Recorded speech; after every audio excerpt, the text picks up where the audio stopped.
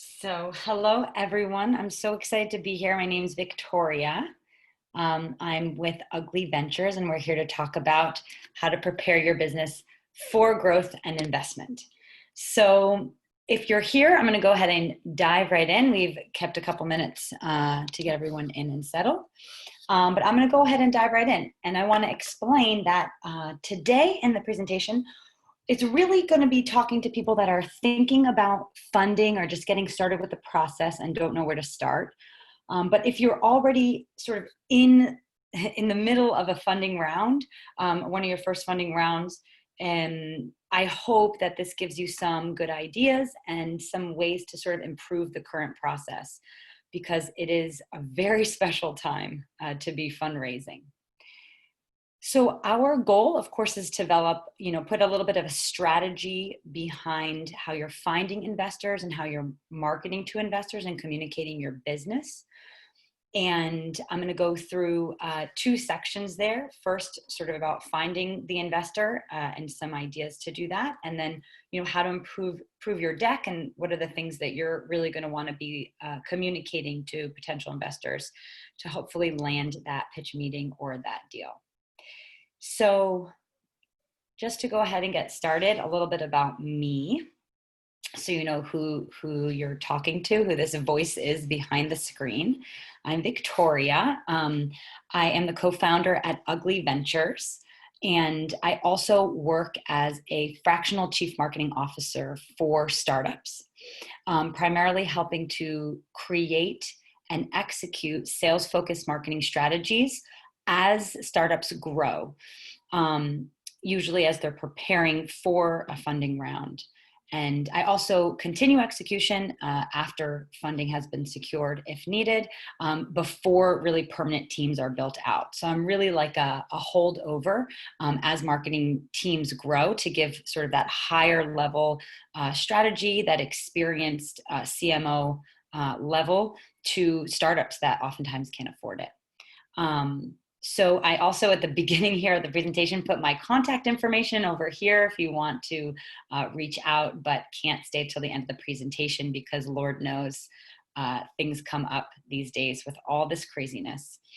So let's go ahead and get in. So when we are working with startups that are thinking about going in for investment, we always want to start really with what we need. And it may seem kind of obvious, but it is a process that oftentimes, we see that sometimes people aren't very keen on understanding exactly the different types of investments that are out there, the different types of investors, the different ways in which they can get money into their business. And now with COVID, more than ever, there are a lot of interesting options. There's tons of really exciting grants as well. So, whether you choose to go the traditional VC route or, you're looking for an angel or whatever it may be, it's really to start with what is the goal, what is the amount that you need, and what type of relationship do you want to have with your potential investor. You also want to think about what kind of value are you looking for this person to add to your business? How involved do you want them to be? And so what we often like to go through this little exercise, just like you would have done probably a ideal client avatar for your business, for your brand and your marketing, is to go ahead and write out, what your dream investor would look like. What previous businesses would they have been involved in the past? What skills would they bring to the table? What pieces of the puzzle might they help fill in your business? And write it all out. Give them a name. Give them a whole history. Have that sort of person in your mind as you're going through this process. I find it really, really helpful because sometimes we kind of go out and follow maybe some connections that we have and things like that. And one of the number one complaint that I have seen from founders in general is getting involved with investors that aren't a good fit for their business, but also for their personality. So it is a very serious situation you can get yourselves in. And so I think it is really helpful to take a little bit of time and sort of map out who that person would be for you. And so you could also use a resource like crunchbase.com, which will help you weed out investors that might not be useful to your business. You can find different kinds of investors by funding type. You can determine their credibility. So it's a really good way to sort of get started with finding potential investors. And so just on that note, I want to share that this whole thing is going to be recorded, and I'll be able to pass a couple additional resources that I talk about throughout the presentation through the follow-up email. So you'll have all of that stuff at the end, again, if you have to rush off or get interrupted. So again, we have a big pool of investors all over the world, all over the country. There's so many potential people to work with in the world. So the first step of the process is starting to really narrow down who you go out after, because the riches are in the niches, as they say, and you really want to be hyper focused on getting someone that's going to be right for you, which is a tough thing, because a lot of times we, as entrepreneurs, we feel like the fire is under our ass to just get it going. But again, alignment is key.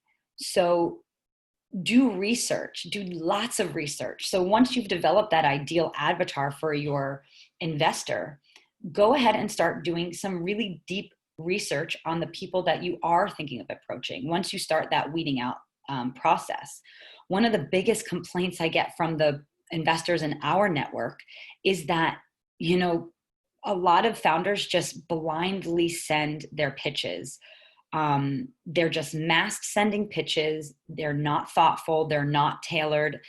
And oftentimes the person that's sending the pitch hasn't even read the company mission statement. So the first place to start is read that investor, go to that investor's website if they have one, or look through their LinkedIn if it's more like an individual angel and maybe they're not part of a bigger group or the bigger website. But go through all of these resources and really get a deep understanding of what this investor is interested in, what gets them excited, what businesses have they invested in previously. And if they do have a company mission statement, pay close attention to that, allude to it, and really resist the urge to just mass send, like a mass sales pitch, because they can smell it a mile away, and it just really, it doesn't help your cause. So how can we sort of start developing or finding the right investors, the ones that are going to be perfect for us, once we've gotten off of the general Google search stuff? So there are, a couple more steps. First is really utilizing mentors. There's so many wonderful community, virtual and, well, hopefully one day again in person communities for founders and funders. And I'll talk a little bit more about that in one of the next slides.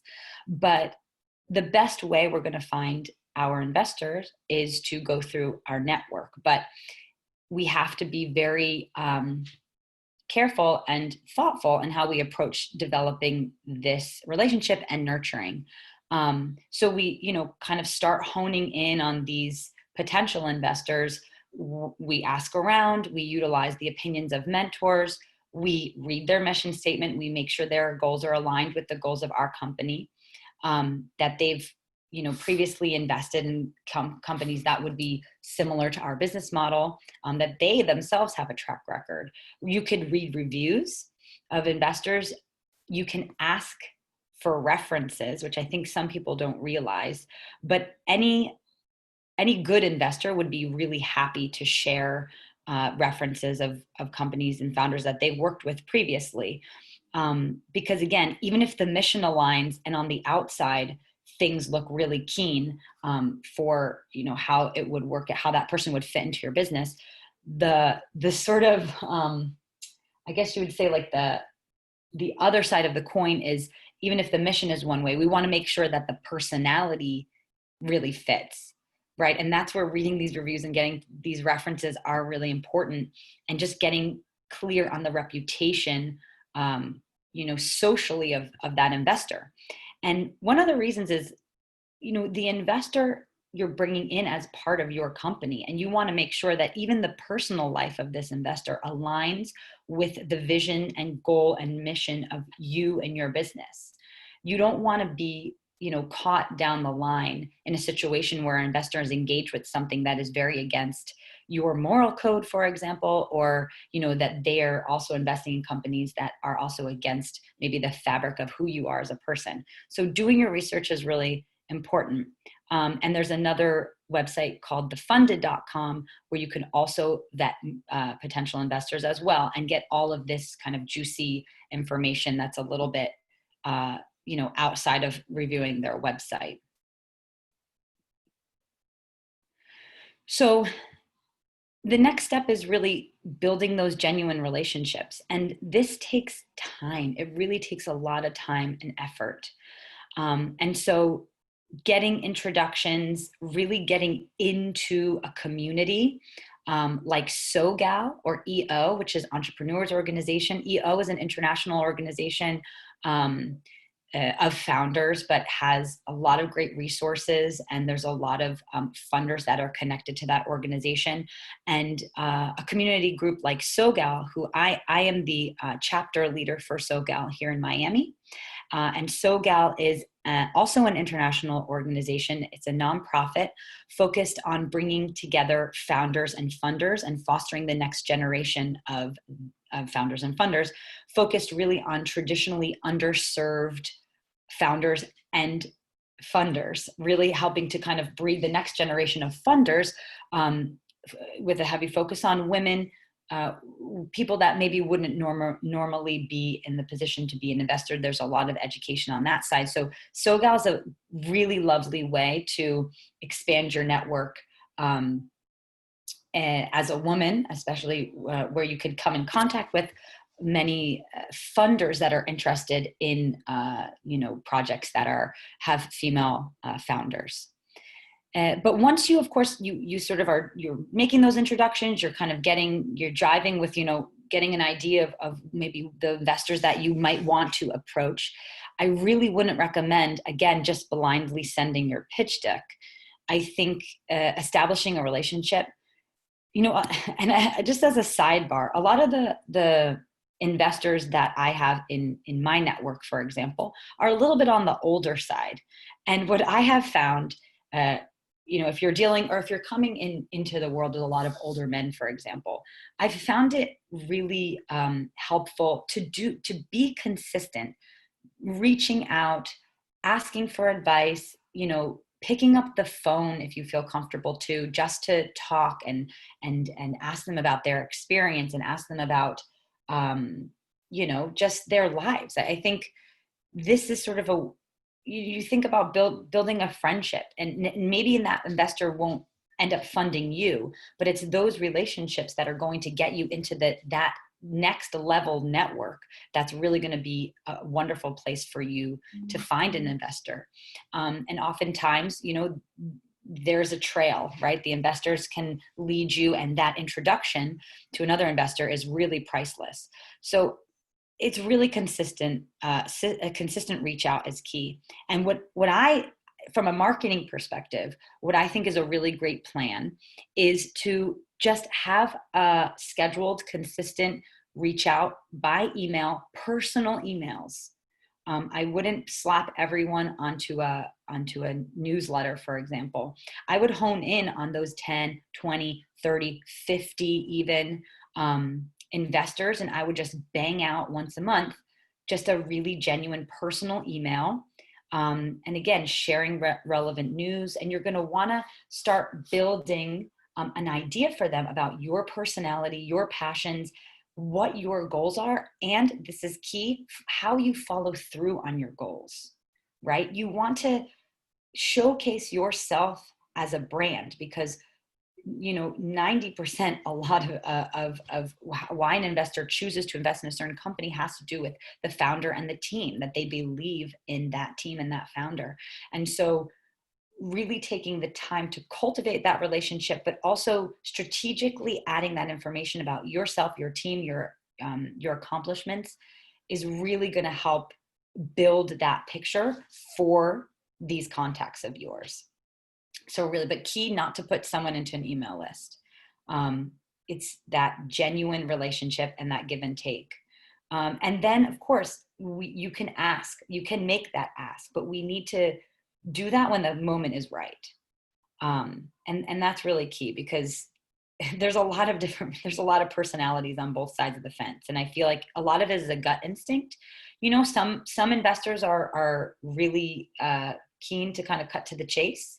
And they want to see it right away, and they'll invite you to send. But I really wouldn't go ahead and blindly send, because, investors get hundreds of pitches a week, and more probably for bigger investors, of course. But the ones that are going to really cross over are the ones that build relationship. So now that we sort of established the process, and there is no magic bullet, it's a very slow process. So now we want to look at what are some of the key components, the key information that you want to have prepared in order to impress these potential investors. So I have seven steps here. Okay. And it doesn't matter, obviously people go looking for funding at different stages of their business, but we want to present clearly and concisely, what are the margins in your business? You have to have a very, very clear idea of your numbers. And even if you're not a numbers person, even if you're the creative side of a partnership or whatever, I've seen founders get eaten alive. And it's just so hard, because when you're in front of an investor, and even if it's in a casual setting and you don't expect to pitch, you want to be able to drop those numbers like that. You want to know your numbers like the back of your hand. Otherwise, any smart investor wouldn't give you a second chance. And it is hard, because a lot of us, we're so passionate and so creative, and maybe we're great team leaders, and maybe the finances aren't our favorite part of the business. But when you're doing a funding round, you need to be the expert on your numbers. Do not leave it to your partner either. It's a really bad sign if in a partnership, the one partner doesn't know anything about the numbers and only one person is kind of the keeper of that. Know your numbers. So understand your margins, right? You want to show the potential that your company has for growth. You want to crystal clear communication of your business model, right? The way that your business is structured operationally. Communicate the problem that you're solving, and show how you're different from the competitors. And of course, you guys can read the slides. But what I really want to dig into is point 6 and point 7, because a lot of the the numbers and sort of the business model, all of that stuff is quite objective. You can put together really nice slides about the size of your market, and you can find a product with great margins, and you got a great business plan. But the most important thing really is the team.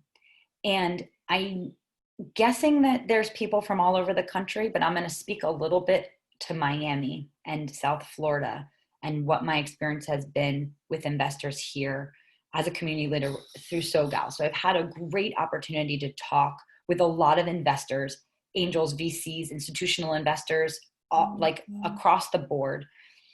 And one of the number one chicken and egg problems that we have in South Florida is there's not a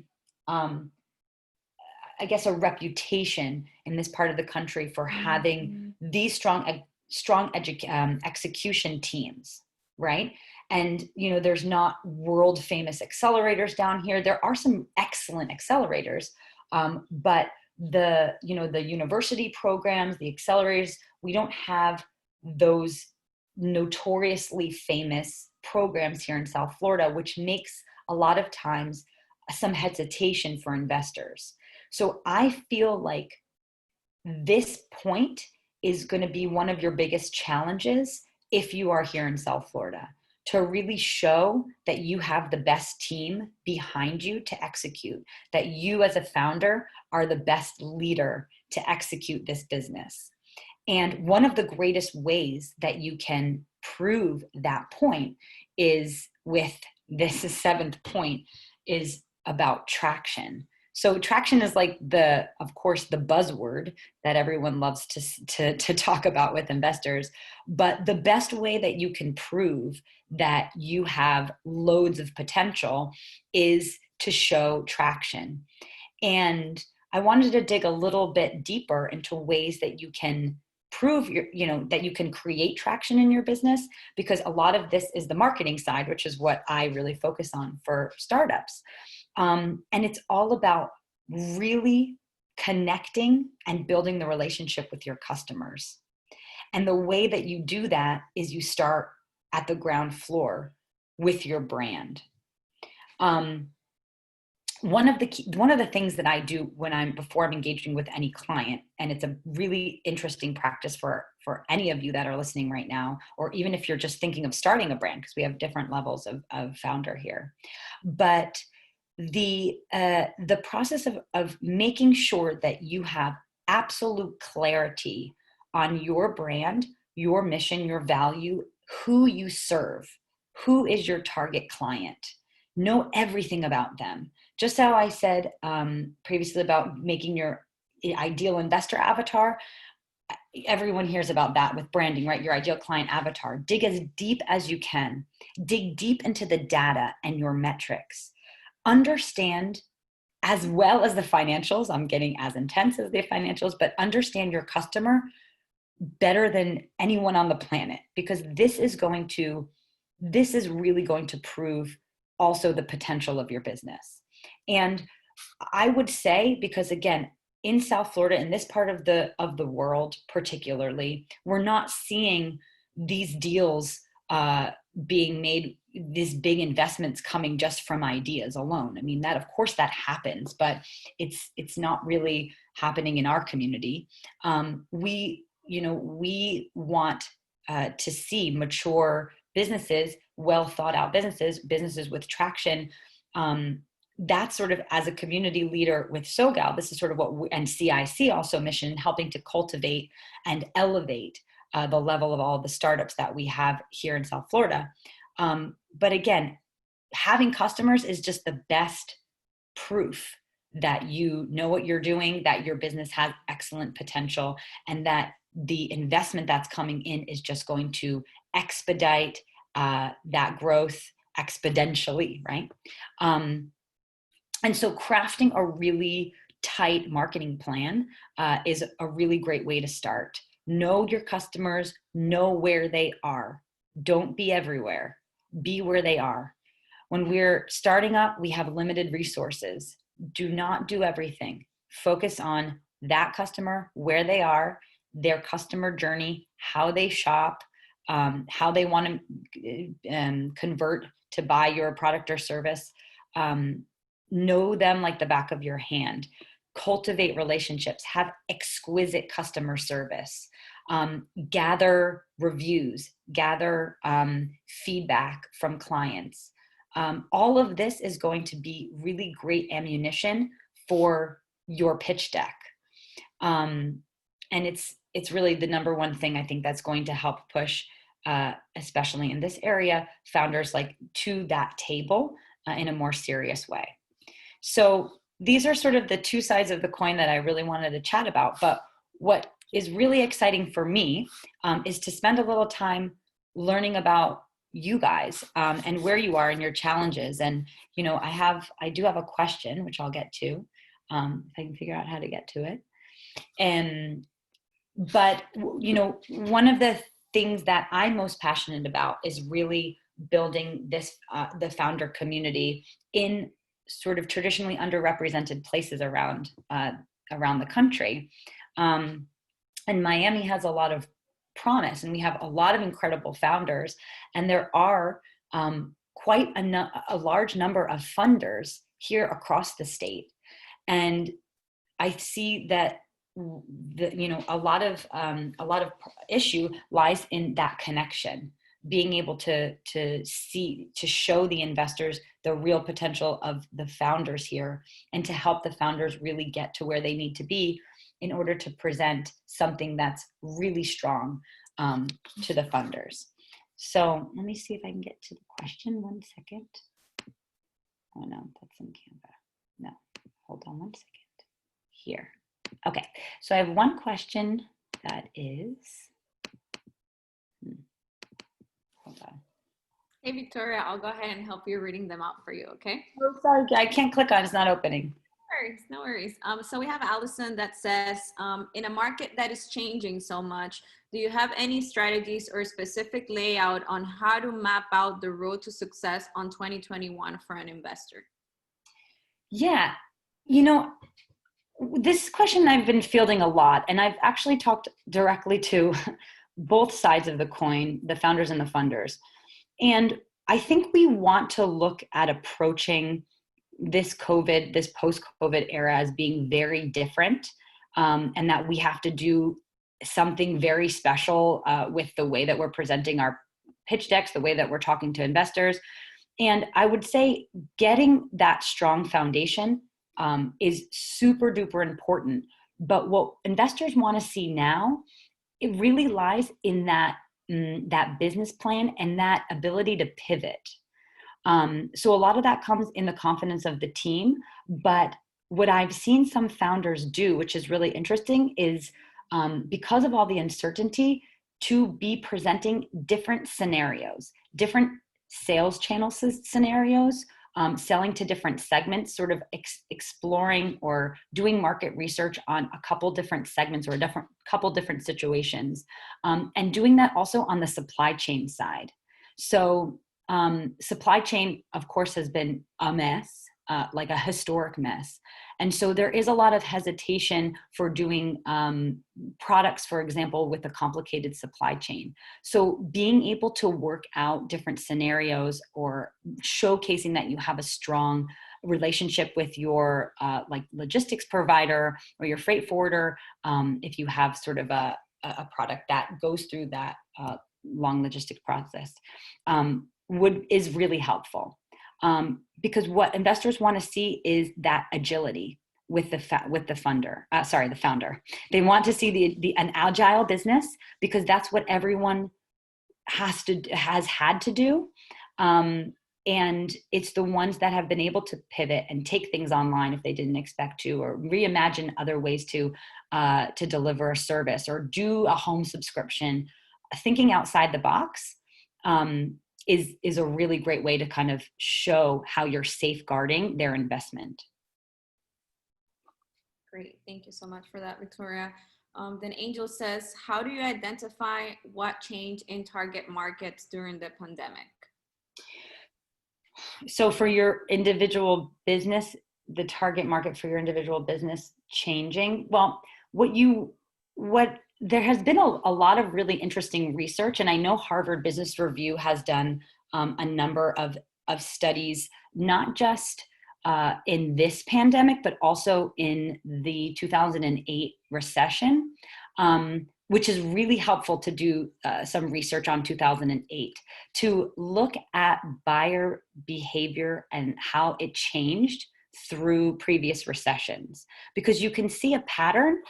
There's one Harvard Business Review article, and let me just make a note because I'll send it to you, Ali, and you can put it maybe when you send the recording, that looked at all of the recessions from the Great Depression, and sort of made a thesis showcasing the common thread that happens sort of whenever there's an economic recession and this economic uncertainty. And you can kind of gain an idea, an understanding on how your buyer's but their buying habits may change. Another really helpful exercise is, again, digging into your ideal client avatar, understanding who your current client is, and this is of course, it's quite subjective, but really through the data will help you understanding what way they have been affected, their personality wise, by the pandemic. So I'll give you an example. Say there are three different kinds of buyers. Let's use three as an example. I believe there's more, but there's some, there's a lot of people that are buying just as usual. honestly. There is some people that have completely stopped purchases 100%, because they're saving, they're redirecting, changing their habits in order to adjust for the uncertainty. There's people that are going on life as normal. There's some people that choose to, they become more impulsive as they shop. So the best answer I can give you is looking at your data, looking at your sales data, your Shopify data, your analytics data, and talking, like picking up the phone and talking to past customers or past clients and understanding where their head's at. Because that's the only way that you're gonna, once you begin to understand sort of how their habits are changing, that you could do, different promotions or different, different benefits. Like, maybe you find you can tweak things like free shipping or promotions tailored to something that would be in line with their buying habits, or add a different service, like seeing how all these restaurants have pivoted, right? To, they'll walk things out to your car like Home Depot or whatever. But you won't really know that unless you sort of do the research. You can see the macro level of, what generally happens in these situations. And you can look at the micro level and just pick up the phone and talk to your clients or your past customers, because there is no real answer of A plus B equals C with COVID. And I think it goes, with that. I mean, it goes without saying, but I think we're reaching a very interesting season right now as we go before Christmas into fall. Kids are back at school. People are filtering kind of into office spaces again, sort of, some more people maybe in CIC. But we don't know what's going to happen. So what I have seen through the first half of the pandemic is the clients that I've worked with that have doubled down since March have had a really nice pickup and some of their best months sales wise in August and September.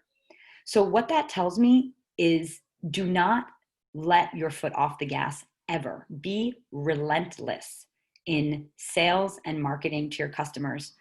Not obnoxious, but I'm saying relentless in the fact of do not stop. Be very cognizant of the promotions that you're putting through, not to just be putting promotion after promotion through because you're scared. Stay strong, and confident and consistent. Use the data that you have to help you make informed decisions, and keep pressing forward with that consistency. Don't stop your marketing. Don't stop your sales.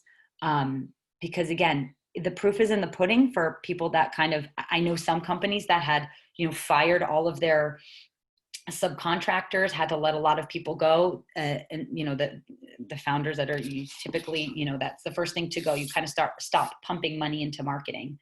And that couldn't be further from what you should do, because in this uncertainty, it gives people a degree of comfort to have consistent messages, even from brands. And we may laugh that, some of them can be quite cheesy, but it's getting to the level of your customer, letting them know that you understand what they're going through, that you're going through something as well, that you're going to do everything in your power to help, if they want to buy from you, make it as easy as possible, and really just listen to them on social media, or pick up the phone and call them if you can. I think we have another question that came through. Thank you, Victoria. Let's see here. Angel said, thank you. That was really helpful. Then we have another question that says, how do you choose the right digital marketing strategy during this time where everything is so saturated? Again, it's really about being very thoughtful and listening to your customers. One strategy that I think has been really, really nice for small brands is to build partnerships. So focusing a little bit less on sales, because let's be serious, in April of 2020, we really couldn't expect, sales to be through the roof. And who knows, because in November or December, if things go back to the way they were, which who knows what's going to happen. Yes, it is very out of touch to be just putting through sales messages all of the time, and just following your marketing as usual. What I think has been really nice is focusing on audience growth at any, at any cost. I mean, even if it's giving things away for free, giving away information, that's why building partnerships, doing giveaways, doing things that are fun, things that are entertaining.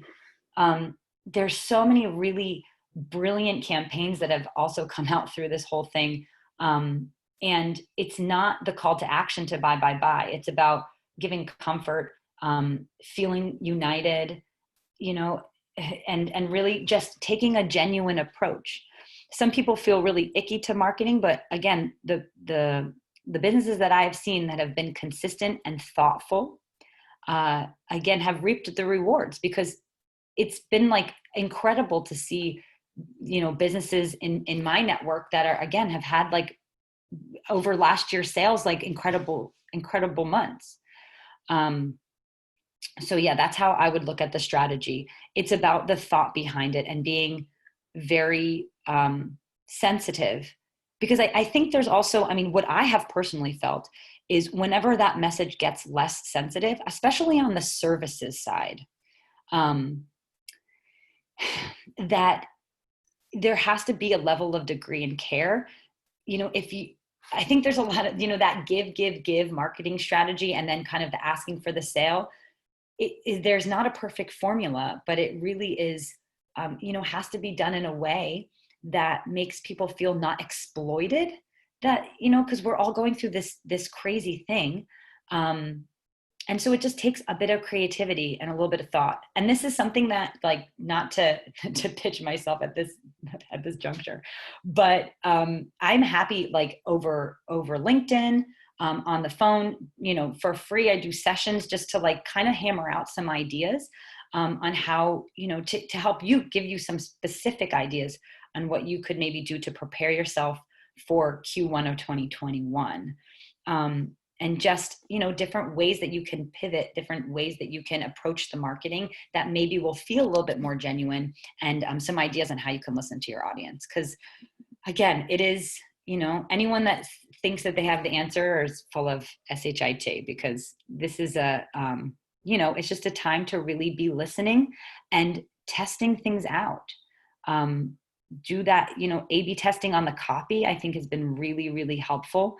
To find what lands. And a lot of programs, because I know a lot of you are probably doing a portion maybe of the marketing yourself, or working closely with a marketing manager or intern, utilize things like A/B testing on MailChimp or any of whatever your CRM program is, on the subject lines, A/B testing on advertisements, because this is just another tool to listen to, how things are landing. Sometimes, we live in a world now where we don't even, we don't know what may come off as X, Y, and Z. It may sound really good to us, and then maybe not get the response that we wanted. So I think just taking that sensitive approach is really, really helpful. So, okay, so there are no more questions, I guess. I want to invite you, if you guys go to our website, uglyventures.com, I have a free template for pitch deck that you guys can go ahead and download it if you want. It's a great place to get started, and kind of prompt you through all different questions for each slide, each section, on how you should kind of imagine your pitch deck. But I want to give like one last tip that I find really, really helpful. When you're making your pitch deck, focus on the questions that I had shared in the previous slides, these 7 questions. And I'm going to go ahead and send these slides to you as well. But in creating your pitch deck, also create another document that's 1 or 2 pages. That's going to be like a teaser to your pitch deck. This is a really useful tool that sometimes people don't think about, but investors definitely don't want to read through pitch decks. And a lot of times they blindly get sent these 20, 30, 50 slide pitch decks, and it's very overwhelming, and they usually just skip everything and just look at the financials. So the template I give you is really good to kind of work through all of the things. And when you're sitting down in a formal pitch meeting, going through all of that is really useful. But when you're sort of trying to build those relationships or trying to get that meeting, a one pager is sufficient. So also develop that as well. I would recommend. So yep, that's that. That's me there, my email and my phone number. And again, feel free to connect on LinkedIn. I love just talking to you guys out there in the community.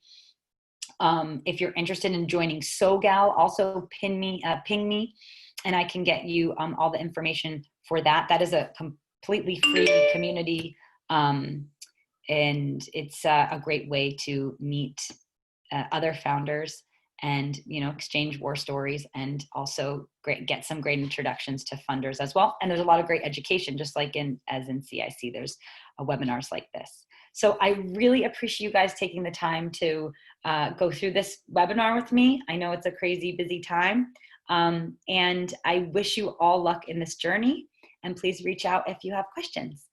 Thank you so much.